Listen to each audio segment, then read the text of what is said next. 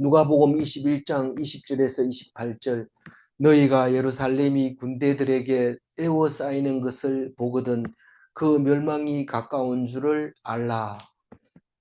오늘 말씀하고 어제 말씀하고 거의 비슷해 보여서 뭐 구별을 못할 수도 있습니다.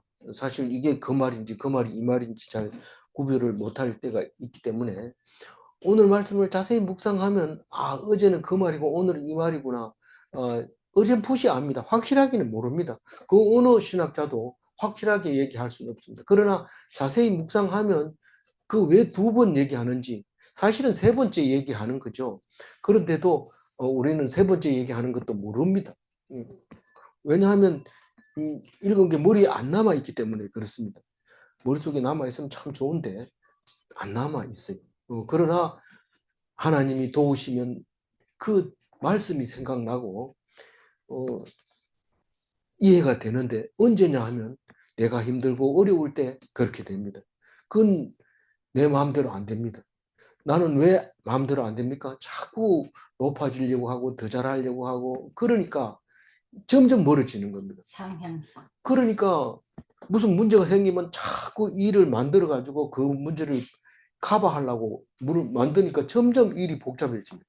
그런데 손을 딱 내어놓고 하나님 알아서 하세요. 나는 하나님이 나를 사랑하는 줄 믿고 또 나를 죽이지 않는다는 것을 믿습니다. 그러고 있으면 하나님이 살려줍니다. 그런데 어떻게든지 지금 현실을 더 아름답게 더 큰 상을 받으려고 막 자기 노력을 하다 보면 이 일이 걸리고 저 일이 걸리고 특히 이 잘하려고 안 해도 되는데 잘하려고 하다가 일이 잘 걸리게 됩니다.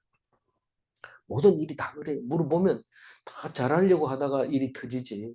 그냥 아무것도 할 수 없어서 두 손 놓고 있을 때 하나님은 갑자기 칭찬을 해주는 거예요. 네가 고생했다. 네가 작은 일에 충성했다. 내가 작은 일에 뭐 충성했는데. 나는 하나님만 믿었습니다. 나는 절대로 안 망하고 제일 좋은 것으로 주는 것을 믿었습니다. 그 믿는 것보다 더 가벼운 게 뭐 있어요? 그보다 더 작은 일이 없어요. 제일 작은 일이 하나님 믿는 겁니다. 그게 얼마나 어려운데 자기 힘으로 믿으려 하니까 어렵죠.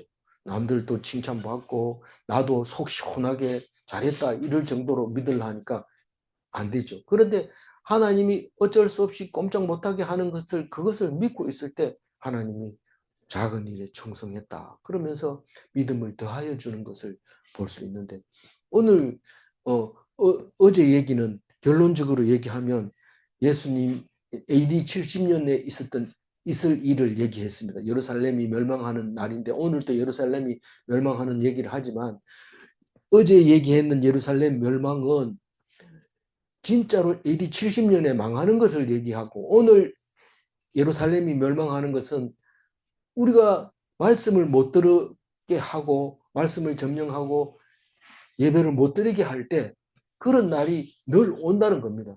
그걸 오늘 얘기하고 있어요. 그 전에 18절에 가가지고 17장에 있어서 또 그런 얘기를 했습니다. 내가 그날이 올 텐데 그날에는 지붕 위에 있는 자도 세간을 가지를 집으로 가지 말고 이런 말을 했는데 이번에 그렇게 얘기할 것 같으면 세 번째 얘기하는 겁니다. 근데 그게 다 언제를 얘기하는 건지를 생각해 봐야 되는 거죠. 우선 그거를 자세하게 얘기하기 전에 우선 어제 얘기부터 자세히 들으면 생각해 보면 오늘 얘기가 훨씬 도움이 될 겁니다. 어제는 예루살렘이 멸망할 텐데 멸망하기 전에 무엇이 온다고 그러죠? 예수로 인해서 핍박을 받는다 그랬어요. 그 예루살렘이 언제 멸망을 한다고요? AD 70년에 망하는데 그 예루살렘 성전이 언제 지어졌다고요? BC 20년에 짓기 시작해서 AD 64년에 완공을 하고 6년 있다가 멸망합니다. 몇 년 동안 건축하고 84년 동안 건축하고 6년 있다가 멸망합니다. 그런데 왜 그 얘기를 예수님이 해요? 제자들이 보고 멋있죠. 진짜 이렇게 크게는 못 지을 겁니다. 엄청납니다. 전무후무할 겁니다. 사실은 전무후무해요. 그 이후로는 예루살렘 성전이 없습니다. 솔로몬 성전의 2배가 되도록 지었고 헤롯 성전이 솔로몬 성전 다음에 헤롯 성전 사이에 뭐가 있었어요? 스룹바벨 성전이 있었는데 그거는 솔로몬 성전보다 훨씬 못했어요. 그래서 솔로몬 성전을 알고 있는 70살 넘은 사람들은 슬퍼하고 막 울었다고 그래요. 헤롯 스룹바벨 성전. 그것도 로마 장군에 의해서 다 멸망하고 그리고 BC 20년에 헤롯 성전을 짓기 시작했는데 그 오랫동안 그 큰 거를 많이 지었는데 예루살렘의 6분, 6분의 예, 1. 예루살렘 전체 시의 6분의 1에 해당되는 성전을 지었다는 거죠. 그럼에도 무너지는 거죠. 근데 한 200m 남아 있죠. 그게 이제 통곡의 벽입니다. 지금 가면 볼 수 있는 게 엄청 큰 돌. 그거는 뭐 금을 안 입혔으니까 남아둔 거지. 금만 입혀놨으면 군사들이 그 아무리 무거워도 놔두겠어요. 근데 그게 남아 있습니다. 그런데 그런 일이 생기거든 어떻게 하라고요? 미혹되지 마라. 두 번째로 두려워하지 마라. 그렇게 얘기를 했습니다.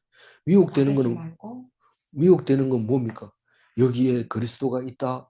구세주가 왔다. 그런데 따라가지 마라. 그게 바로 그런 날이다. 멸망의 날이다. 그리고 두려워하지 마라. 흉한 소문이 나고 그래도 가지 마라. 또 전쟁의 소문이 나도 가지 마라. 천재지변이 일어난다고 해도 두려워하지 마라. 그런 얘기를 하면서 그런 일이 일어나기 전에 예수님이 박해를 받을 거다. 그러니까 예수님이 30년에 돌아가십니다. AD 30년에 돌아가시고 AD 70년에 망하고 그 사이에 어떤 일이 있느냐 하면 예수 이름으로 말미암아 박해를 받을 거다. 그래서 박해를 받습니다. 사도 바울이 맨 처음에는 예수 믿는 사람 잡아 죽이다가 결국은 자기가 또 박해를 받습니다. 그리고 감옥에 갇히게 될 때 베드로도 감옥에 갇히고 이렇게 됩니다. 근데 그 예루살렘이 70년에 망하고 나서는 조금 있다가 AD 300년 가까이 와가지고 기독교로 바꿔버립니다. 이 로마가. 그럼으로써 박해는 안 일어나고 오히려 그 사람들이 딴 사람을 박해하는 그리스도인들이 다른 음, 사람들을 박해하게 되는 그런 일이 생기죠. 한 300년 기독교가 전성기를 누리다가 무슬림이 또 생겨나게 되죠. 어쨌거나 예수님은 그런 일이 예루살렘이 파괴되기 전에 예수 이름으로 인해서 박해를 받을 거고 그렇지만 그 박해 받은 것은 인내하면 살아남는데 그 살아남아서 박해받은 것이 전도하는데 큰 전건물이 돼서 전도가 될 거다. 그 얘기를 합니다. 그러니까 너희들이 사람을 만나면 무슨 말을 해야지, 무슨 변명을 해야지 그런 생각하지 마라. 예수님이 다 지혜를 준다. 말할 수 있는 구변을 너희들에게 준다. 그러니까 두려워하지 마라. 그렇게 얘기하면서 내가 너희를 지키고 구원하리라. 그러니까 참고 기다리라. 부모가 너희를 넘겨줘도 부모가 어떻게 나를 넘겨줘요? 그래도 가만히 있으라고요. 가만히 있으라. 형제들이 삼촌이 너를 팔아먹더라도 가만히 있으라. 친척이 그래도 가만히 있으라. 친구가 너희들을 팔아먹어도 가만히 있으라. 그래서 예수님이 내가 친구를 위하여 목숨을 버리는 걸 나를 봐라. 유대인의 친구로서, 유대인의 친척으로서, 형제로서 부모, 형제가 넘겨주는 설 때 어떻게 하는 것이 그를 위하여 죽는 것인가? 불평불만하지 않고 그들을 위해서 기도하는 것. 십자가상에서도 기도하는 그 예수님의 모습을 보면서 끝까지 원망하지 말고 하나님만 바라보고 그래라. 그래서 예수님이 살아있을 때 그런 얘기 하잖아요. 사랑이 어떤 게 제일 큰 사랑이야? 친구를 위하여 목숨을 버리는 것이 그보다 더 큰 사랑이 없다. 친구를 위해서 어떻게 목숨을 버리는 겁니까? 야, 친구야, 나는 큰 사랑하고 싶은데 너를 위해서 내 죽을래. 이렇게 한다고 해서 그게 사랑이 아니고 그냥 입 다물고 친구가 나를 죽이면 그 친구를 원망하지 않고 그 친구를 위해서 기도하고 하나님만 바라보고 있을 때 그게 친구를 위해서 죽는 건데 그보다 더 큰 사랑이 없다고 하는데 그걸 어떻게 해요? 나처럼 해라. 그리고 십자가에서 본을 보이신 거죠. 그런데 가만히 있어도 예수 이름으로 미움을 받을 거다. 그러니까 그래도 머리털 하나도 안 상할 테니까 끝까지 인내로 견디면 너희 영혼을 얻으리라, 구원 받으리라. 그 얘기가 어제 얘기였습니다. 그리고 오늘 또 너희가 예루살렘이 군대들에게 에워싸이는 것을 보거든 그 멸망이 가까운 줄 알라. 이렇게 말할 때 이건 틀림없이 이 AD 70년 로마 디도 장군이 이 성을 둘러싸고 있는 모습을 말하고 있는 겁니다. 그러면 이 7절에서 얘기하는 거하고 뭐가 다릅니까? 7절을 한번 읽어볼까요? 우리가 21장하고 그들이 물어이르되 선생님이요 예. 그러면 어느 때 이런 일이 일어나겠사오며 이런 일이 일어나려 할 때에 무슨 징조가 있사오리까? 아니 무슨 징조가 있습니까? 물었을 때 어제 얘기니까 어제 묵상한 거니까 무슨 징조가 있었어요? 예수님의 이름으로 핍박을 받는다. 아 물론 그거는 이 예루살렘 멸망하기 전에 있는 거고 징조를 물었어요. 맨 처음에 7절에 징조가 뭡니까? 이렇게 물으니까 예수님이 뭐라고 했어요? 우리는 생각 안 납니다. 뭐라고 했는지. 왜냐하면 징조에 대해서 말해주지 않았으니까. 그런데 분명하게 징조에 대해서 얘기를 했어요. 뭔 말이냐면 유혹하기 좋은 그런 유혹거리들이 많이 생긴다. 내가 예수님이다 이렇게 하고 구세주다 이러면서 나를 따라와라. 뭐 비밀을 알았다. 뭐 몇 월 며칠 날 구원받는다. 휴거된다. 뭐 이런 흉흉한 유혹이 있으면 그게 징조가 되는 거예요. 그리고 또 뭐가 있어요? 지진이 나고 소문이 나고 난리가 나고 이런 소문이 나면 그걸 두려워한 날이 생기는데 그게 예루살렘의 멸망의 날에 그런 징조가 온다. 그런 얘기를 했던 거죠. 그런데 오늘 또 얘기하는 것은 군대가 이렇게 둘러싸면은 망한 줄 알아라. 그렇게 얘기를 합니다. 근데 사실은 오랫동안 이스라엘을 지켜보는 사람들 입장에서는 예루살렘에서 일어나는 일이 희한한 일들이 많이 일어났기 때문에 뭐가 뭔지를 모릅니다. 분별을 못합니다. 그런데 예수님은 분명히 얘기를 합니다. 물론 AD 70년이니까 예수님이 30년에 돌아가시고 40년 있다가 일어나는 일을 지금 미리 얘기했으니까 무슨 말인지 모르죠. 그러나 그 멸망이 가까운 줄 알라. 이 말은 예루살렘이 멸망한다는 건데 그 날은 그럼 우리가 어떻게 해야 됩니까? 어떻게 해야 되는 게 아니고 그 날을 알고 있으면 구원을 얻습니다. 무슨 말이냐면 그것은 우리가 인내로 영혼을 얻게 된다. 비켜갈 수 없는 그런 일은 반드시 온다는 겁니다. 그러면 어떻게 살아남느냐 하면 그 말씀을 믿고 기다리고 그런 일이 생기면 믿음으로 견뎌야 됩니다. 인내로 해야 됩니다. 그러면 구원을 얻는 날입니다. 그것도 모르고 그냥 있다가 그런 일이 당하면 머리 씁니다. 빨리 해서 살아남으려고. 아니면 의분이 생겨가지고 대들고 한 사람이라도 군대를 죽이고 나 죽겠다 이러면서 그렇게 하는 사람이 있는데 그건 모르니까 그런 짓을 하는 거예요. 모르니까 잘하려고 군대를 죽이고 한 사람이라도 죽고 죽겠다 뭐 이런데 하나님은 절대로 그렇게 하지 말라는 거죠. 하지 말라는 게 어디 있어요? 그 말씀 읽어보면 그렇게 하는 게 어리석은 거고 그게 그렇게 하라고 준 거 아닙니다. 그런 날이 온다고 미리 얘기했기 때문에 너희들은 살 수 있는 기회가 있다는 것입니다. 그러니까 우리가 할 일은 그걸 알고 있는 게 중요합니다. 알고 있는 사람이 그냥 머리 들이대고 있겠어요? 산으로 도망가죠. 21절.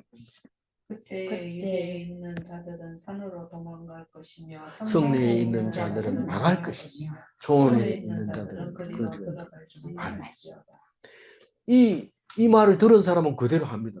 그런데 이 말을 안 들은 사람은 성이 둘러싸여 있어도 그냥 이렇게 들여다보고 어떻게 해야 되지? 어떻게 해야 되지? 이리 갔다가 저리 갔다가 이리 갔다 저리 갔다 가만 놔두고 보면요. 그냥 왔다 갔다 합니다. CCTV를 보면 어떤 데 불이 탁 나면은요. 사람들이 빨리 불을 꺼야 되는데 그냥 여기 갔다 저 갔다 여기 갔다 저 갔다 합니다. 여기 가가지고 소화기 찾으려니까 없으니까 119 전화하려다 또 소화기 또 찾으러 갔다가 사람 부르러 갔다 이러다가 아무것도 못하고 시간이 갑니다. 그래서 딱 일이 터지면 순서를 딱 정해놔야 돼요. 내가 어떻게 해야 되겠다. 119부터 전화하고 할 수 있는 소화기를 찾아서 불을 꺼야 됩니다. 그 순서를 어긋나면 안 돼. 급하니까 소화기를 찾는데 그거는 어리석은 짓입니다. 아직까지. 그래서 순서대로 해야 돼요. 우리는 어떻게 해요? 누구 다치면은 어떤 사람은 114에 전화해라, 114에 전화해라, 114에 전화하고 막 이러지. 114에 119에 전화하라는데 119가 몇 번인지 물어보는 사람도 있고 그러니까 당황하면 그렇게 예. 그러니까 우리는 딱 하면은 무슨 일이 딱 당하면 기도부터 합니다. 눈 감고 기도하고 그리고 눈 감으면 바로 무슨 일이 어떻게 처리하라는 게 나옵니다. 그런데 막 피가 나니까 그것부터 손으로 막고 뭐 이렇게 하다 보면 아무것도 못할 수도 있어요. 그러니까 하나님한테 먼저 물어보고 119에 먼저 해야 될지 소화기를 먼저 들어야 될지 그건 본인이 기도 안 하면 안 가르쳐 주지만 기도하면 순서를 다 가르쳐 줍니다.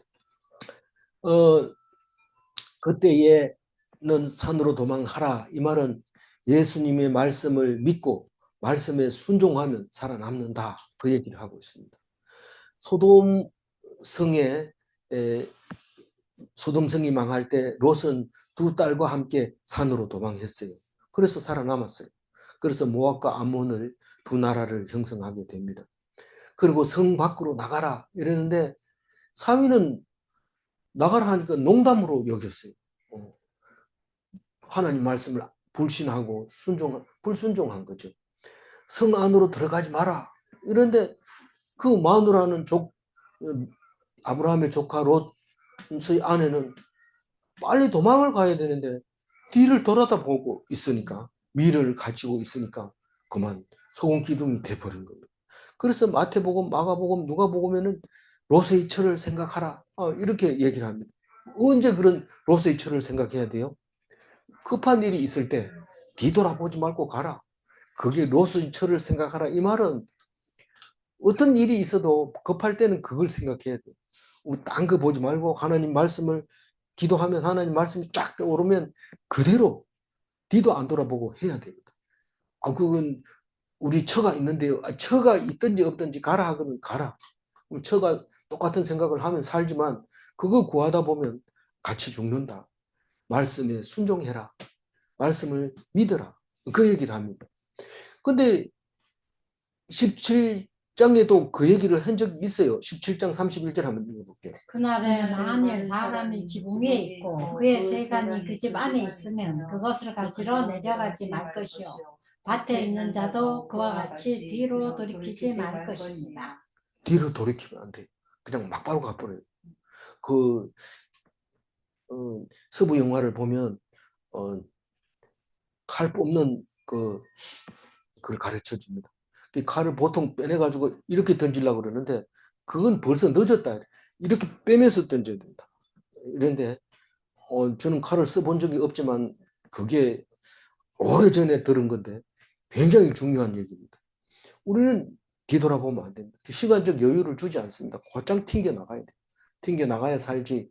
이 사람들이 군대들이 예루살렘을 둘러싸일 때 도망갈 사람은 잡아라. 딱 그거 하고 있습니다. 그런데 상황이 딱 떨어지면 예측 못할 방향으로 가기 때문에 우왕좌왕하면 죽습니다. 우왕좌왕합니다. 왜 우왕좌왕해요? 말씀이 없으니까. 말씀이 있는 사람은 순종하면 총알같이 튀어나갈 수 있는 거니까요. 22절 읽어보세요. 이 날들은 기록된 모든 것을 이루는 징벌의 날이니라. 이게 무슨 말일까요? 성경은 수없이 그날이 온다, 그날이 온다, 그날은 벌 받을 것이다, 너희들이 나를 안 믿어서 멸망할 것이다, 그 얘기를 하는데 믿으면 산다 이러니까 뭘 믿는지도 모르겠고 그리고 믿는 사람이 어떻게 사냐? 말장난하지 마라 이런데 말씀을 듣고 계속 말씀을 듣고 그 말씀을 믿으면 결국은 그날이 오면 살아남을 수 있는 길이 열립니다. 그러나 말씀을 안 들은 사람은 우왕좌왕합니다. 기록된 모든 것을 이루는 징벌의 날은 심판의 날입니다. 믿음이 없는 사람은 죽는 거고 믿음이 있는 사람은 구원받는 날. 그게 기록된 모든 것을 이루는 징벌의 날이다. 징벌의 날이니까 구원의 날은 따로 있겠지. 징벌의 날이 구원의 날입니다. 말씀을 듣고 순종하면 구원의 날이고 말씀을 안 듣고 불순종하면 징벌의 날이고 그렇고 또 한 가지가 있죠. 영광의 하나님 날. 영광 받으시고 누가 영광을 받아요? 하나님 징벌하시고 구원하시는 하나님의 능력이 영광을 받는 날이다. 그 세 날이 한순간에 단번에 일어납니다. 번개같이 도둑같이 일어나는 날입니다. 그래서 말씀하시고 그 말씀을 성취하는 날이라 그 말을 기록된 모든 것을 이루는 징벌의 날이다 라고 얘기를 합니다. 하나님 말씀에 귀 기울여야 하는 이유가 말씀을 묵상해야 되는 이유가 거기에 있는 겁니다. 우리가 안 듣고 자꾸 내 생각에 옳은 대로 그럼 되겠나? 그건 안 되잖아. 그러면서 교회 다니면 안 돼요. 내 생각을 버리고 내 마음, 내 생각에 옳은 대로 하는 게 아니라 말씀에 귀 기울이고 그 말씀을 따라서 살아가야 돼요. 내가 손해보는 것 같아도 그 말씀이 한다고 하면 그 말씀에 순종해야 돼요. 그게 믿는 자의 믿음이죠. 23절 읽어봅니다. 그날에는 아이 된 자들과 젖 젖 먹이는 먹이는 자들에게 자들에게 화가 화가 있으리니 있으리니 이는 이는 땅에 땅에 큰 큰 환난과 환난과 이 백성에게 이 진노가 백성에게 있겠습니다. 진노가 있겠습니다. 잘 읽는다고 너무 빨리 가지 말고 다른 사람하고 박자 맞추고 하면서 천천히. 미안합니다. 예. 화를 당할 자가 있어요. 그날에는 어떤 자가 화를 당하냐면 반전되는 거예요. 반전. 항상 그날은 반전되리라 그렇게 얘기합니다. 이 땅의 환란이 하나님의 진노입니다. 이 땅에서 환란 당하면 그것은 하나님이 진노하는 겁니다. 그걸 벗어날 길이 없어요. 그런데 반전된다. 아이 된 자가 왜 화를 당하냐면 우리는 임산부라고 하면 요새만 우대해 주는 게 아닙니다. 옛날부터 아주 옛날부터 우대해 줬습니다. 내 어릴 때도 애 운다 젖 먹여라 이러면 그 무거운 짐을 내려놓고 애 젖 먹이러 갑니다.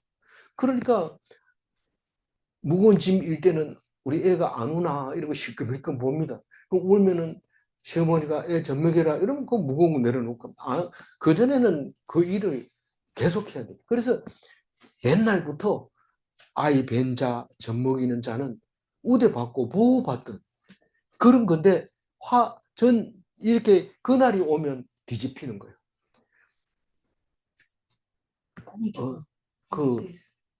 자식이 없는 사람은 쏜살같이 튕겨가죠. 근데 자식이 있으면 못 갑니다. 배가 불룩한데 못 갑니다. 화를 당하는 거죠. 근데 그게 이 땅의 환란이고 하나님의 진노다.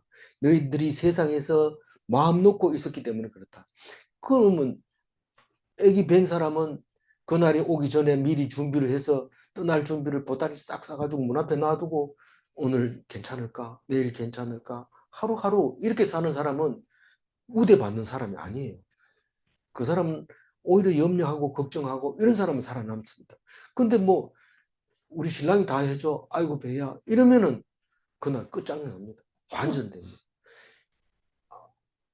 신랑을 안 믿는 것도 불신이지만 그렇게 믿는 사람은 반전될 때 화를 당하는 겁니다. 꼭 기억하시기 바랍니다. 24절 읽어봅니다. 그들이 칼날에 죽임을 당하며 모든 이방에 사로잡혀 가겠고 예루살렘은 이방인의 때가 자기까지 이방인들에게 밟히리라. 그래서 이거를 24절을 어제 얘기하고 비슷하다고 생각하면 이방인의 때가 차기까지 이 말은 이방인이 때를 차지할 때까지 AD 70년까지라고 얘기할 수도 있는데 이거는 그렇게 읽는 것보다는 AD 70년에 망하잖아요. 근데 이스라엘은 다시 건국을 못합니다. 성전도 못 짓고 백성도 거기 못 삽니다. 언제까지요? AD 1945년까지 디아스포라로 모든 사방에 흩어져서 디아스포라라고 그래요. 모든 사방에 흩어진 것을 잡아가지고 딴 데다 쫓겨가기도 하고 잡아가기도 하고 그래서 다 흩어지고 예루살렘, 이스라엘, 가나안 땅에 누가 살고 있어요? 팔레스타인 사람들이 살고 있어요. 팔레스타인이 원래 이름이 뭐예요?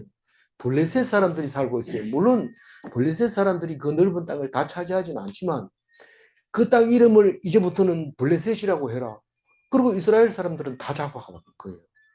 그러니 이방인의 때가 끝날 때까지 언제요? 1945년 영국이 2차 대전 끝나고 여기에 이스라엘 사람이 들어와도 좋다. 그렇게 말할 때까지 이방인들에게 그 가나안 땅은 밟혀서 팔레스타인이라는 이름으로 이스라엘이라는 이름은 사라져 버리고 없고 그렇게 해서 칼날에 죽임을 당하고 사방에 흩어져서 디아스포라로 살게 될 거다. 그 얘기를 하고 있다고 우리는 읽으면 크게 틀린 게 없을 겁니다. 25절 읽어볼까요? 1월 성신에게는 징조가 있겠고 땅에서는 민족들이 바다와 파도의 성난 소리로 인하여 환난 중에 곤고하리라. 예, 공고하리라. 공고하리라 이 말은 걱정으로 고뇌하리라. 걱정 때문에 아주 막 불교에서는 번뇌하리라 이런데 뭐 혼란이 와가지고 그냥 아무 일도 못하고 힘 빠져 있는 그 상태를 말합니다. 이게 뭔 말이냐 하면 그날이 오면 1월 성신의 징조가 있겠고 1월 성신이라는 것은 달과 별과 해와 달과 별을 말하는 겁니다. 그래서 1월 성신의 징조를 보인다 이 말은 이거 그러면 별점을 쳐서 알아내는 건가? 예루살렘이 망하는 날을 알아내는 건가? 그렇게 말해도 크게 틀리는 거 아니에요. 그러나 점치는 기 전에 예수님이 이미 말씀으로 말씀했어요. 그날이 온다라는 것을 말씀했습니다. 그러면 예수를 안 믿는 사람에게도 이 날이 온다는 것이 말하고 있는 겁니다. 예수 안 믿는 사람은 징조가 없냐? 1월 성신의 징조가 있다. 점쟁이가 얘기를 합니다. 점쟁이만 얘기하는 게 아니고 다른 사람 역학을 하는 사람들이 있습니다. 그런 사람들이 이걸 알아냅니다. 그래서 그 사람이 맞추면 용하다 이러고 유튜브에 막 올라오고 이러잖아요. 그럼 우리는 그걸 보고 웃지요. 왜냐하면 말씀이 했는 건데 자기들이 맞췄다고 웃는다. 이런데 안 믿는 사람은 그게 아주 중요한 징조가 됩니다. 그래서 우리는 믿는 사람끼리 얘기한다고 되는 게 아니고 믿지 않는 사람하고 함께 살고 있기 때문에 그 사람들이 얘기하면 우리가 귀담아 들어야 돼요. 그걸 믿는 게 아니라. 봄이 돼서 나비를 볼 텐데 그 나비를 볼 때 흰 나비를 보면 너희 중에 상을 당하리라. 우리 어렸을 때 그런 얘기를 했다. 그러면 노랑나비를 보면 아이가 태어나리라. 이런 아는 사람도 있고 모르는 사람도 있지만 그런 얘기를 할 때 그게 징조라고 얘기할 수 있는데 그거 기독교하고 맞지도 않는 얘기 하지 마라 이런데 하나님을 안 믿는 사람도 이 일은 당할 거니까 그 당한 사람들이 생각해내는 것은 그거 말고는 생각해내는 방법이 없습니다. 그래서 그거를 알아야 됩니다. 우리가 도덕 위에 철학 위에 종교 위에 그리스도가 있다 할지라도 그 사람들을 이해할 수 있어야 되지. 그 사람들을 이해 못하면서 무슨 기독교가 있겠어요? 그리스도인이 되겠습니까? 그 사람들을 다 이해할 수 있어야 그리스도가 인정이 되지. 만약에 우리는 그리스도는 종교가 아니다, 종교 무시한다 이러면 그리스도가 서 있을 땅이 없습니다. 종교 중에서도 유별나게 우수한 유대교 위에 그리스도가 있다는 것을 기억해야 됩니다.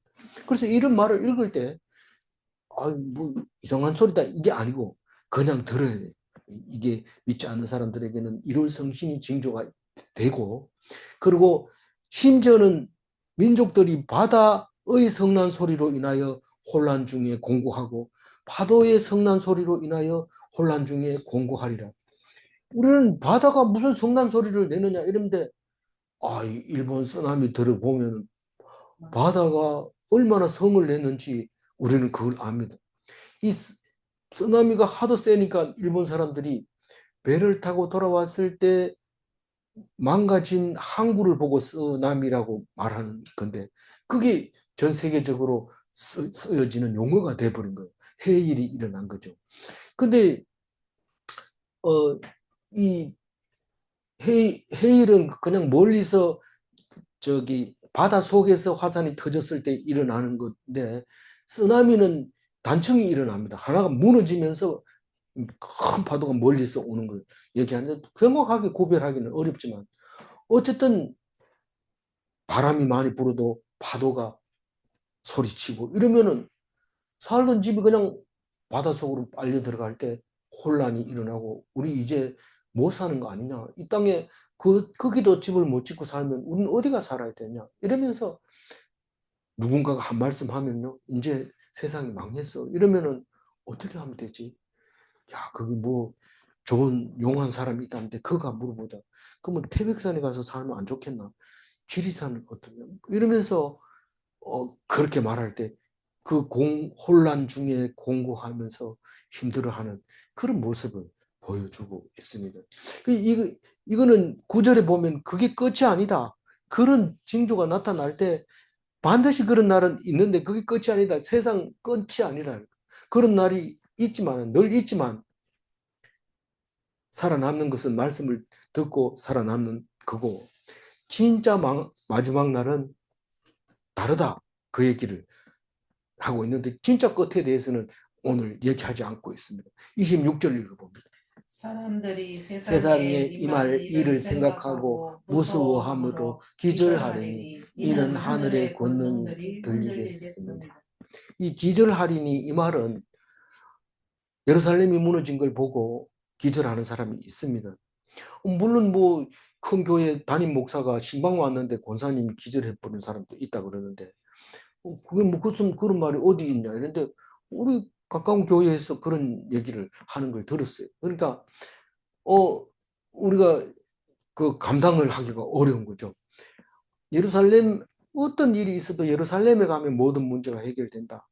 하나님이 말씀하시고 우리에게 가르쳐 주시니까. 그래서 일만 생기면 가고 일이 안 생기도 절기만 생기면 예루살렘에 가던 사람이 예루살렘이 무너진 걸 보고 기절합니다. 우리는 그뭐 어디 우리가 믿는 하나님이 저렇게 됐으면 우리는 어디로 가야 되냐? 그렇게 될 때에 그 일을 생각하면 뭐 무서워서 기절하는 거죠. 뭐 의지할 데가 없으니까요. 그리고 이는 하늘의 권능들이 흔들리겠습니다.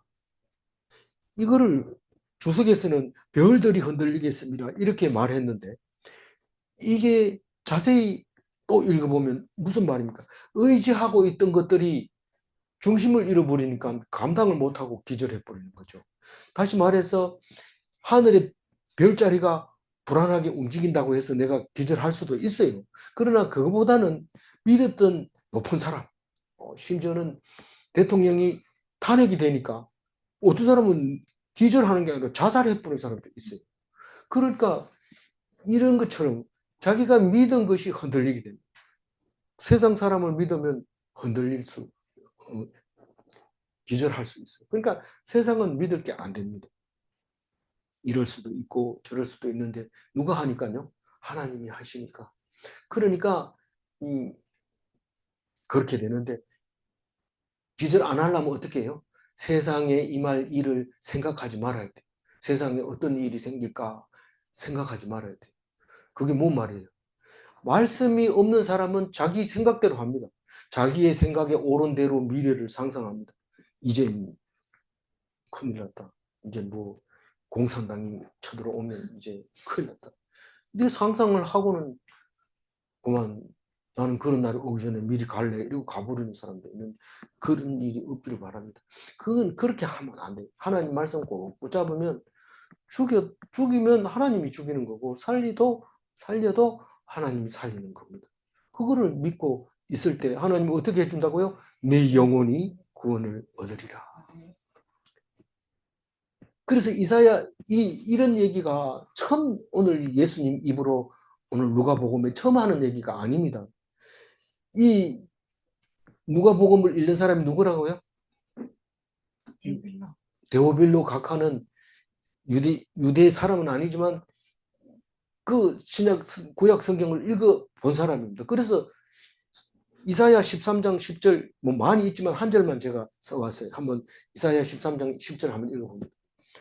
하늘의 별들과 별무리가 그 빛을 내지 아니하며 해가 돋아도 어두우며 달이 그 빛을 비추지 아니할 것이다.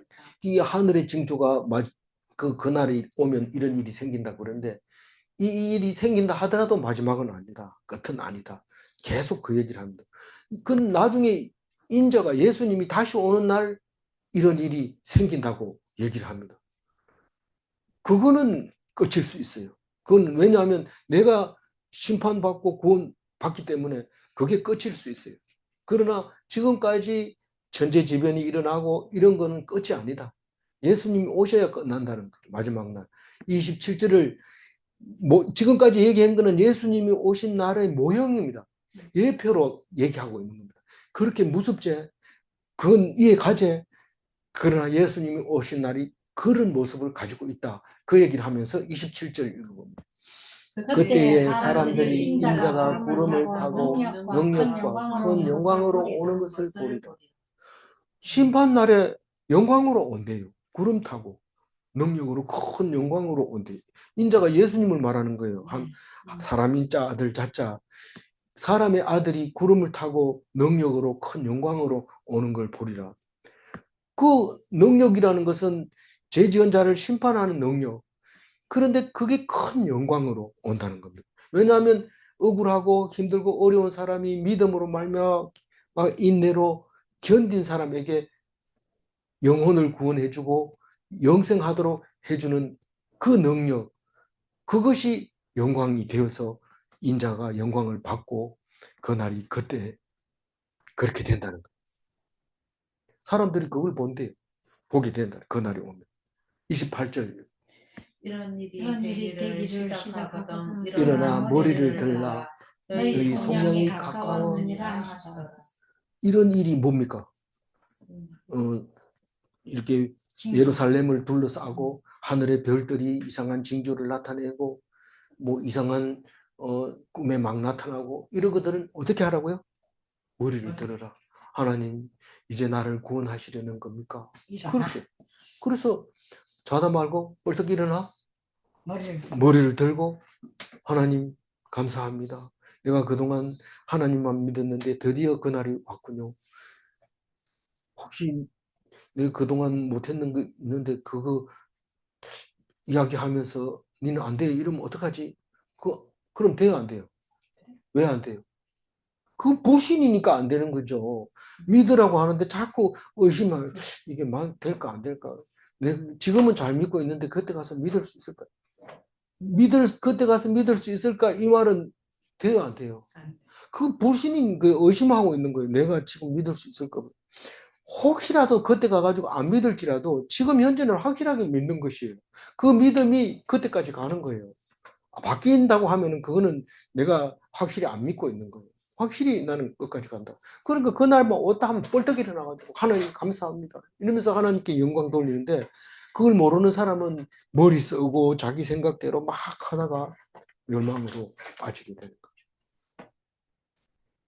속량이 가까워졌느니라 이게 뭔 말인지 알겠죠? 속량이라는 것은 죄를 속해줬다는 거죠.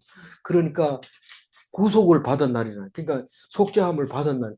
죄가 없으면 절대로 안 죽어요. 딴 사람은 안 죽는 게 어디 있어. 이렇지만 그건 육체를 반납하는 걸 그 사람은 죽었다고 말하지만 우리는 그게 육체는 누구든지 반납하지만 영혼은 구원받는 겁니다. 영혼이 있는지 없는지 어떻게 알아? 그거는 믿음이 있는 사람은 있는 거고 믿음이 없는 사람은 없는 겁니다. 있는 게 좋아요? 없는 게 좋아요? 그럼 믿는 게 좋아요? 안 믿는 게 좋아요? 안 믿는 게 이익이에요? 믿는 게 이익이에요? 옆에서 야, 그거 믿다가 속지 말고 손해보지 말고 믿지 말아요. 그것도 결국은 예수님 앞에 가면 악하고 게으른 종아, 네가 믿음이 없었기 때문에 너는 쫓겨나야 된다. 근데 아무것도 안 하고 믿음만 가지고 있었는데 작은 일에 충성했다. 그런 얘기를 하는 거예요. 나는 힘이 없어가지고 못했는데 그게 믿음이다. 그게 작은 일에 견뎠다. 믿음으로 견뎠다. 그 얘기를 하고 있는 겁니다. 우리는 힘들고 어려운 환경을 다 어려워하지 마시기 바랍니다. 두려워하지 마시고 하나님께 맡기고 온전히 하나님만 의지하고 믿음으로 기다릴 때 반드시 구원을 받는 날이 오게 됩니다. 28절 다시 한번 읽고 마무리합니다. 이런 일이 되기를 시작하거든 일어나 머리를 들라 너희 속량이 가까웠느니라 하시더라. 누구나 뉴스나 소문을 듣고 두려워할 수 있습니다. 그러나 뉴스는 하나님이 이미 말씀하신 구원의 징조일 수 있습니다. 네. 이제 대답할 시간입니다. 말씀을 듣고 순종하면 기쁨의 날이 오는가? 예, 말씀에 순종하면 두려운 날이 속히 임하는가? 예, 말씀에 불순종하면 두려운 날이 속히 임한다는 걸 기억하시고 예, 말씀 듣고 순종하시기 바랍니다. 기도하겠습니다. 하나님 감사합니다. 그날이 온다고 여러 번 얘기했는데 이사야에서도 얘기하고 7장에서도 얘기하고 17장에서도 얘기하고 어제도 얘기하고 오늘도 얘기하고 있지만은 우리는 그날이 설마 올라고 어제와 같은 오늘이 오겠지. 그렇지만 그날이 온다고 했습니다. 그때 우리는 우왕좌왕하지 아니하고 말씀 들은 대로 매뉴얼대로 율법대로 그 일을 해서 그러다가 화를 당하는 것처럼 보여도 속량받았기 때문에 죽는 것이 아니라 죽어도 다시 사는 그런 믿음 때문에 우리는 죽지 아니하고 살아남는다는 것을 기억하고 다른 거 다 필요 없고 오직 믿음만 필요한 우리가 가진 것은 세상에 가진 것이 없을수록 더욱 믿음이 가까이 갈 수 있다는 것을 생각하며 오늘 또 감사드립니다. 주님 말씀 주셔서 고맙습니다. 이 말씀 붙잡고 죽지 않게 하여 주옵소서. 감사드리옵고 우리 주 예수 그리스도 이름으로 기도 올리옵나이다. 아멘.